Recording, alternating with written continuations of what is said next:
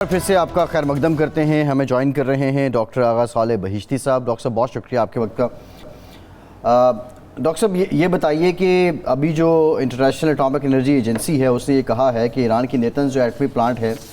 اس کو مزید کوئی نقصان نہیں پہنچا ہے.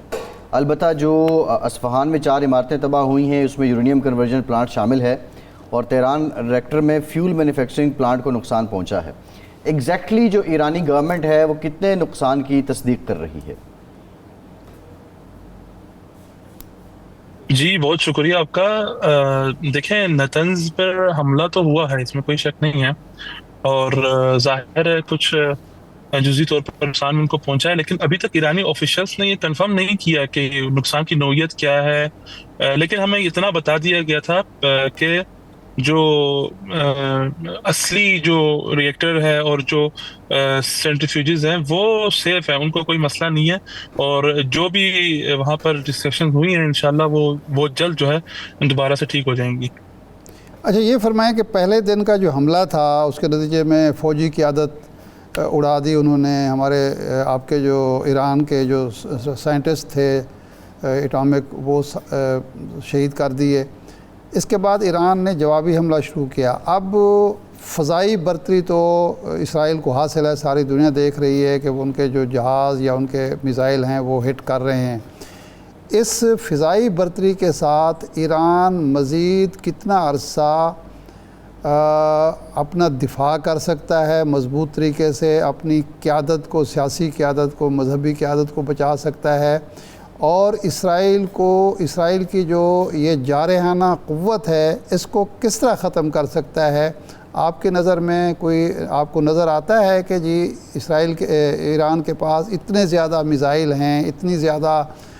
فوجی قوت ہے، اتنے زیادہ ہتھیار ہیں، بارود ہے کہ وہ اسرائیل کی فضائی برتری بھی ختم کر سکے اور اسرائیل کے جو جوہری پروگرام ختم جی کرنے کی؟ دیکھیں، سب سے پہلے میں آپ کے آخری اس حصے کا جواب دوں کہ آپ نے کہا کہ کیا اس جارحانہ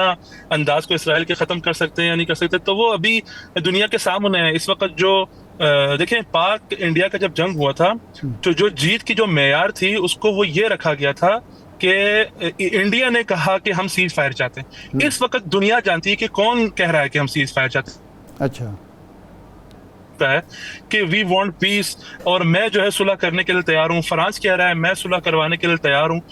جبکہ یہاں پر اس وقت جو صلح نہیں کرنے والا ہے اور جو جنگ کو جاری رکھنے والا ہے وہ کوئی اور نہیں ہے بلکہ وہ ایران ہی ہے. اور رہی بات ایران کی میزائلز کی تعداد کی، تو کل رات کو میں نے اپنی زندگی میں تو کم سے کم پہلی دفعہ جو ہے ایران کی آرمی آفیشلز کو اس طرح سے پریس کانفرنس کرتے ہوئے دیکھا، اتنے ایگریشن کے ساتھ اور اتنے جوش کے ساتھ، اتنے جذبے کے ساتھ. انہوں نے کہا کہ ہم وارننگ دیتے ہیں اسرائیلی شہریوں کو، اور خاص طور پر انہوں نے یہ بھی مینشن کیا کہ یہ تو ابھی ہمارا ابھی ہم نے اپنی ڈیپوز تو شروع ہی نہیں کی، یہ تو ہمارے پرانے میزائلز ہیں اور پتہ نہیں کیا. ابھی تو ہم نے یعنی ابھی تو اگر دیکھا جائے تو ابھی حیفا اور تل ابیب پہ خالی اٹیک کرنے سے اسرائیل کی چیخیں پوری دنیا میں سنائی دے رہی ہیں، جبکہ آپ خود فرما رہے تھے کہ ان کو فضائی برتری حاصل ہے. مجھے لگتا ہے کہ یہ ایک متھ اور سائیکولوجی کے علاوہ کچھ ہے نہیں، جس کو ایران نے پہلے غزہ کے ذریعے سے، حماس کے ذریعے سے توڑا، پھر حزب اللہ کے ذریعے سے توڑا، اور یمن کے ذریعے سے ٹوٹ رہا تھا. اب خود ایران میدان میں آئے ہیں، اور مجھے نہیں لگتا کہ یہاں سے اسرائیل جو ہے جان سالم بدر کرے گا اور وہ بہت آسانی کے ساتھ یہاں سے نکلے گا. اور ایران آفیشل بھی، یہ بھی میں ضرور مینشن کروں، ایران آفیشل بھی بار بار یہ کہہ رہے ہیں کہ اب جب مذاکرات ہوگی یا جنگ بندی تو وہ ہماری مرضی سے ہوگی اور ہمارے جو اطمینان ہوں گے اس کی بات ہوگی، نہیں کہ ڈاکٹر صاحب سوال یہ بھی ہے کہ جب آپ ڈائیلاگ ٹیبل پہ بیٹھیں گے، ٹرمپ بھی ذکر کر رہے ہیں کہ ڈائیلاگ ہوں گے، تو آپ کی جو عسکری قیادت ہے، آپ کے آرمی چیف شہید ہو گئے، آپ کے پاسدارانہ انقلاب کے سربراہ شہید ہو گئے، آپ کے انٹیلیجنس چیف شہید ہو گئے، ایک امپیکٹ تو وہ ڈالنے میں کامیاب ہوئے، تو بارگیننگ پوزیشن اب ایران کی کیا ہوگی ڈائیلاگ ٹیبل پہ؟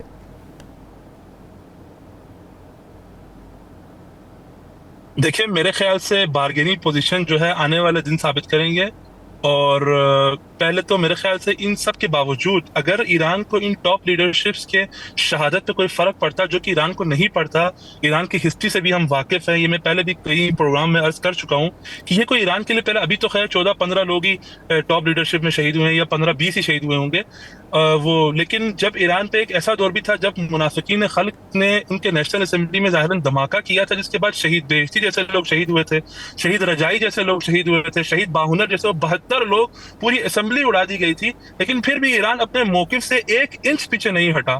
تو ایران کی بارگیننگ پوزیشن تو ظاہر ہے وہ آنے والے دن ہی مشخص کریں گے، اور اس کا جو ابھی نیکسٹ ایگریشن جو ہونے والا ہے اسرائیل کے اوپر، جو کہ ہو رہا ہے اور ہوگا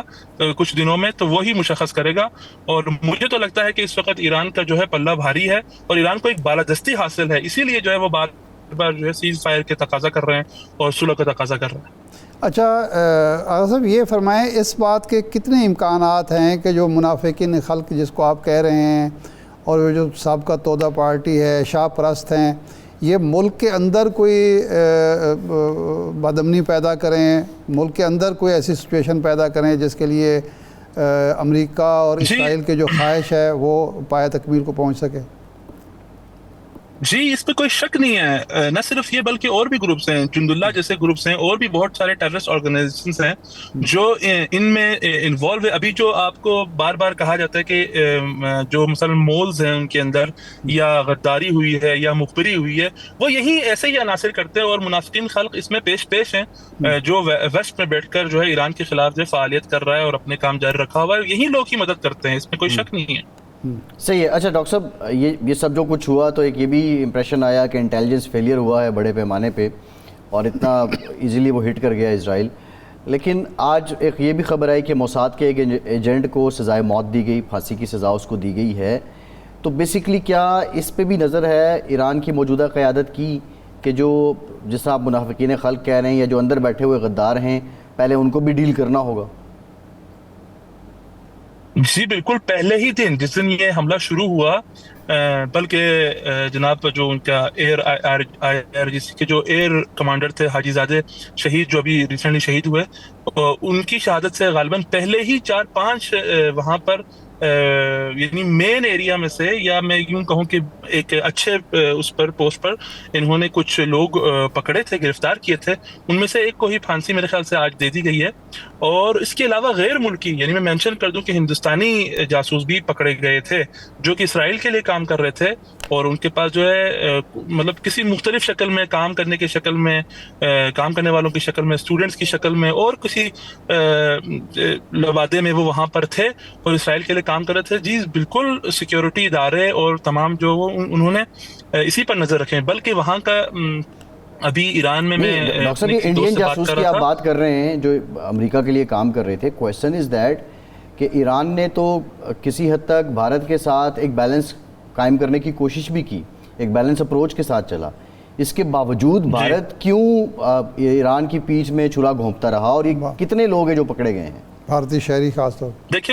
دیکھیں بھارت بھی اصل میں یہ ہے کہ ہر چیز کا جو واپسی ہوتا ہے وہ اس کے اپنے اصل کی طرف ہوتا ہے۔ بھارت بھی آخر میں جو بھی آپ جتنی بھی آپ اس کے ساتھ دوستی کریں، کفر تو کفر ہی ہوگا، کفر ہی رہے گا۔ جس طرح بھی اسرائیل ہمارے سامنے کھڑا ہے اور اس کے ساتھ ایران برسر پیکار ہے، اسی طرح ہندوستان بھی۔ اور خاص طور پر جو مجھے جو لگتا ہے، جو ابھی ریسنٹلی جو انڈیا، اس میں زیادہ انڈیا کی انوالومنٹ نظر آ رہی ہے اور کچھ خبریں بھی سوشل میڈیا پر گردش کر رہی ہے، اگرچہ اس کی شاید کوئی تصدیق ابھی تک نہیں ہوئی ہے، لیکن مجھے لگتا ہے کہ بھارت کو اس بات کا بہت زیادہ غصہ ہے کہ اس بار جو پاک بھارت جنگ میں ایران نے کشمیر کے حوالے سے ایک واضح موقف اختیار کی تھی، اور اس کے حوالے سے کہا بھی تھا، جس میں آپ نے دیکھا کہ ایران کے وزیر خارجہ کو لے کر بہت توہین کی گئی انڈیا کی طرف سے اور انڈیا کی میڈیا کی طرف سے، اور ان کو بہت برا بھلا کہا گیا، اور خاص طور پر صدر پزشکیان کے حوالے سے اور ایرانی اسٹیبلشمنٹ کے بھی بہت زیادہ انہوں نے برا بھلا کہا، لیکن یہ اب عملی طور پر ان کی دشمنی سامنے آ رہی ہے۔ اچھا ڈاکٹر صاحب یہ فرمائیں، یہ ذرا ہے تو پرانا سوال، یعنی مسلسل واقعات ہوئے، ہانیہ کو شہید کیا گیا، صدر رئیسی کی شہادت ہوئی، صاف لگ رہا تھا کہ اندر کے غدار جو ہیں وہ اپنی کارروائیاں ڈال رہے ہیں۔ یہ جو واقعہ ہوا جس میں آرمی چیف شہید ہوئے اور دوسرے لوگ شہید ہوئے، اس سے 48 گھنٹے یا 36 گھنٹے قبل